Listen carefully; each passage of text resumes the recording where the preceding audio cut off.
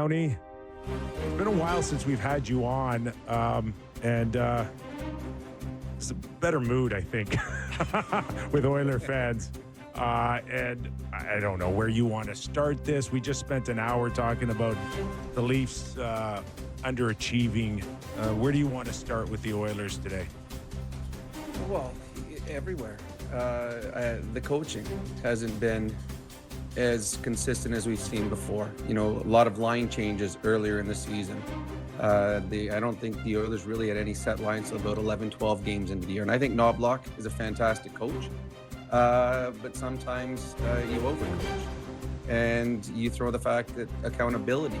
There's been a number of players who have underachieved, making big mistakes over and over again, and not being held accountable. So it starts with coaching, then it goes to your superstars. Connor and Leon, arguably the best two in the world, have been fantastic on the power play, been great on the penalty kill, but 5-on-5 not playing to the potential that they are. I mean, Connor McDavid's -6 on the season. That's not good enough when you're the best player in the world.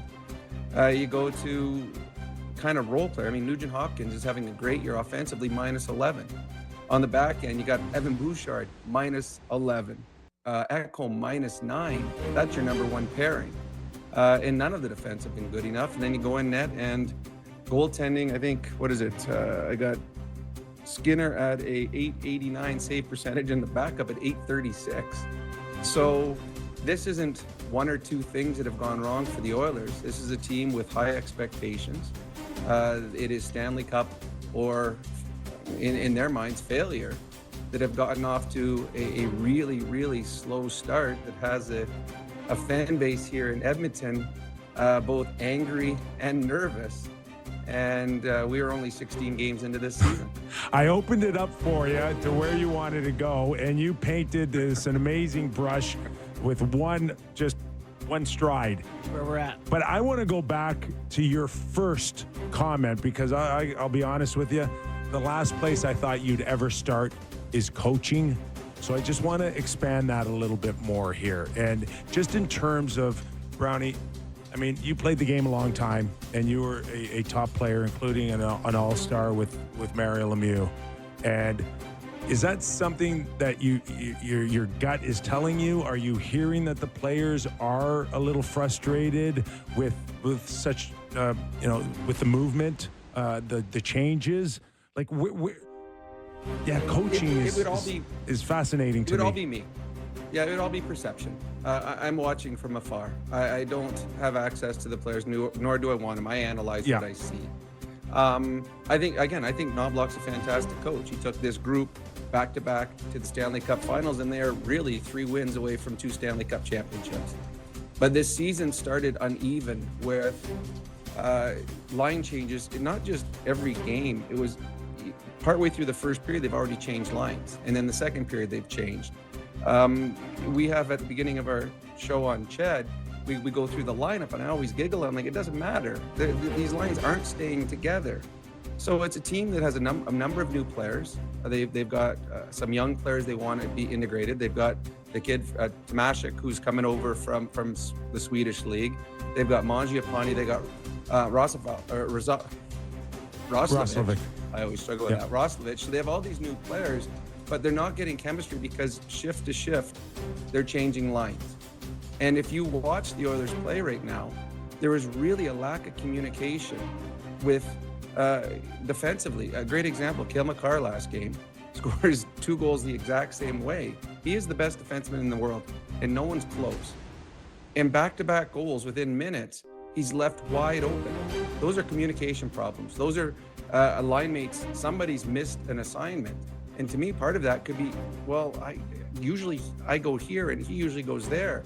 So I do think that there's been too much line juggling. I think that they have overplayed their superstars, and that's an easy problem or that's an easy fix when you're the coaching staff. You look down, 97-29, give us our best chance. We're going to keep putting them out there, but then you're taking away what other players' roles are. There's no identity. There's no identity on the third line or a fourth line. With Connor and Leon penalty killing, I mean, you know what it's like, Nick. If you are a fourth line guy that's penalty killing, that is your identity. You will block the puck with your face because you know that's the only way I'm going to stay in the league. That's the only way I'm going to get extra ice time. So you've taken that away from them, and the accountability is the big one. There's been a number of veteran players, and Evan Bouchard's had a really, really slow start to the year for what he's capable of doing. And the same mistake over and over, but there hasn't been an accountability. He makes the mistake, pinches when he shouldn't, turns the puck over when he shouldn't, then he's out again the next shift.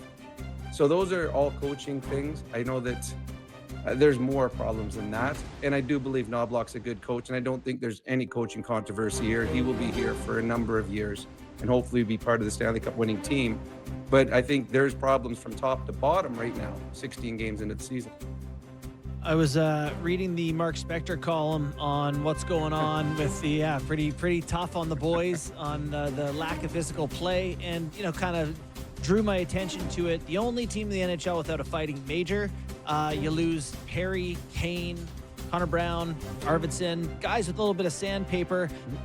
Do they miss that? Is that something that this team now lacks that they didn't last year? I've said for the last number of years, the Oilers have been the bullies of the Western Conference. They were physical, they were nasty, they were mean. Kane led the way. Perry, his gamemanship is second to none in the National Hockey League. Even Connor and Leon, they give more than they get. But this team without Perry, without Arvidsson, without Kane is a quiet team. Right. And this is a team's gone back-to-back years to the Stanley Cup Finals. I'm sure it's tough to play on a Tuesday in New Jersey. It's tough to have the same emotional investment in the game.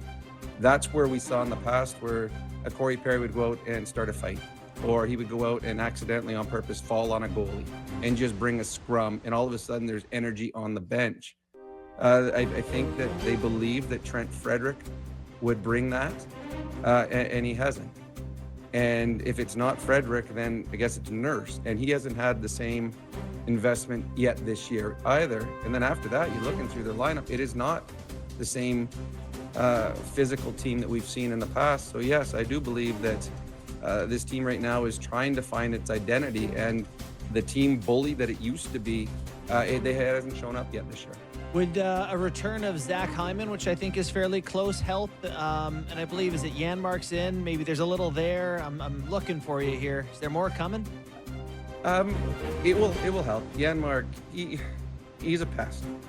He's trusted by the coaching staff, plays in any sort of defensive situation that the coach feels they need someone out there. But he has that grin on his face, and he gets into the grill of the opposition, which creates emotion.